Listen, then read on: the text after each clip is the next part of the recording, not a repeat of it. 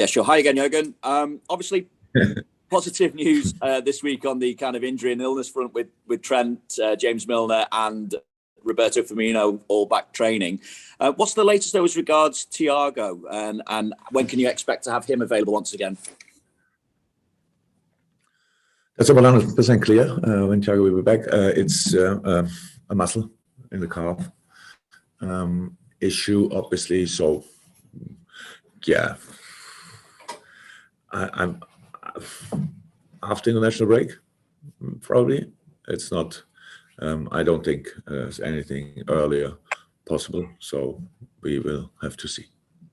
Again, I suppose, how frustrating is that for him? And also, how frustrating a situation for Naby Keita at the minute, because it just appears that he doesn't quite get a break. It appears it's a little bit stop-start for him once again as regards injuries. Yeah. Nothing really serious, but keeps him out of the next game for sure. And maybe a little bit longer. We have to see there as well. It's nothing, Naby especially, is nothing serious, but it's obviously painful, and we have to see how we can deal with that. But it's of course not cool when the players say had a good preseason, could play a lot of games, and now being out. But that happens throughout the season. Hopefully, that when they come back, that's it now, and they can play the rest of the season. It would be extremely helpful. Thank you, Vinny. We go to Andy from the Premier League. Production. Morning, Jurgen. Just on the midweek game, I saw they've been dubbed Klopp's kids, the youngsters coming through. How impressed are you with these youngsters coming through the academy at the moment at Liverpool? Very, very. We had a great preseason, and lots of them were with us pretty much the whole time. Some of them, at least, some only for the first 3 weeks. But it gives you a massive insight in their skill set, what they are doing, how they react in different situations. And we have obviously the boys, the coaches and all the staff at the academy doing obviously really a brilliant job. I know managers have to say that always because it sounds like it's appropriate to say, but they do a brilliant job. And there are loads of real talents coming up, and so now 3 of them had a go against Norwich, and I think not only me, not only I was impressed, everybody was impressed how well they did, and especially the age group. So Kate is 16, which is playing an adult football game. You don't find now thousands of players who are ready to do that, and then the other 2 boys with 18 playing as mature as they played. That's really good for us, obviously, and good for them. And there's a lot to learn, a lot to improve, and a lot to come. But there's already a lot there, and really happy about that. And just one on Brentford. How refreshing an addition do you think they've been to the Premier League so far? Absolutely great, and I watched the press conference of Thomas Frank, and it was like one of the most entertaining things I watched for the last few years. I will be honest, it's like half an hour talking about all the different players, all the really, it was really good. And what maybe have to start with that. The football they play is incredible. The organization they have is incredible. So Thomas, obviously a brilliant job. Brentford is doing a brilliant job. How they recruit, how different they are, how much they show that even with lesser money, it's really possible to create something really special. It reminds me a lot on the time at Mainz when I was there, because we had no money. We had to be really creative on the transfer market, and there's a massive difference between the money Brentford has and Mainz at that time, but it's what it shows. It's still possible, and so I hear him talking. It's a nice situation. So like talking about, actually nobody expects us to get something from the game against Liverpool, but they have a chance, and yes, they have. Not only because it's football, no, because of the football they play. That's an incredibly well-drilled football team, and it's 3-5-2. What they play, or however they call it exactly. Everybody knows what to do. Everybody's ready to make the extra yard. Together with the new stadium, he spoke about that in a press conference as well. So I saw the game against Arsenal. I saw them celebrating after the Arsenal game, which was absolutely great to see how much it meant to them. And we know what we have to expect there, so that will be a really a tough one. But rightly so. That's football, and we all have a chance, and we all want to go for it, and they want to go for it for sure. But we obviously will have a go as well. It's just a really important game for us, and I'm looking forward to it. Thanks, Jurgen. Best of luck the weekend. Thank you. Okay, James from TalkSport for 1 or 2, depending. Jurgen, you've only conceded 1 goal in the Premier League so far this season. What has been the key to that? Because the personnel and the makeup of your defence has changed already this season. Yeah, Ali in moments, as he could just make brilliant saves. So it's not that then nobody shot on target against us. But yes, as a unit, we defended so far pretty well. We said it before the game, before the season. Nobody wanted to hear it, but we have 3 new players. We have without buying them, with Joe and Virgil. We brought in Ivo. We had already really, you're right, against. I think Crystal Palace was the last line we changed completely. They never played together before, so it's not about that. You need just to have a clear defending attitude. That's what we have, what we had last year as well. And then when you have then the players you can rely on immediately in the last line, then it looks good. But last year, for example, when Reece and Nate played in last line, we defended really well. So it was just, we had needed time to adapt to that. So we had the time, and this year we had time during the preseason to work on it. That's what you see now. That doesn't mean that we will have at match day 38 still only 1 goal conceded. But it means we are more stable in the moment. But that's what we need to be successful. And if you want to be successful, you have to be consistent. If you are consistent, that means that you defend well, because you cannot fly every day and score an awful lot of goals. You have to defend. You have to grind out results from time to time, and that's what we did so far, and it's good, but only the start.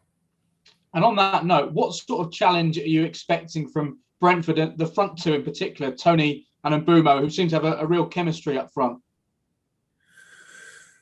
They have, and they have another striker, I think Cross, if I'm right, who scored 4 goals in midweek, which is obviously a very exciting one as well.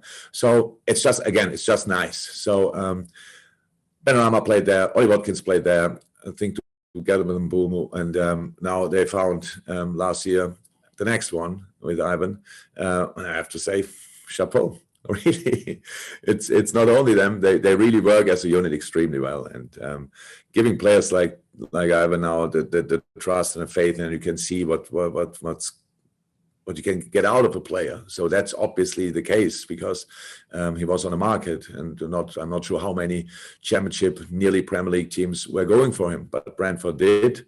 They sold 2 of the best strikers in the Championship for sure. Now 2 of the best strikers in the Premier League, and brought in the next one. So it's not about the problems you can have, it's about a solution you have. And that they had obviously a brilliant solution. And they said the whole team, these 3 really tall guys in the center backs, then really speedy and fully committed wing backs, or the whole team defense, like it's the last game of their life. And that's really impressive, I have to say. It's really impressive. And congratulations for that so far. The start they had is good, is really good. And I'm pretty sure they're not satisfied yet. So it will be an interesting game, because 2 really lively, high intense teams will face each other. And the home team has the crowd in their back, and we have to make sure that we can calm the atmosphere a little bit down only for that day, because apart from that, I'm completely fine that they have the best season of their lives, because I really like what they do.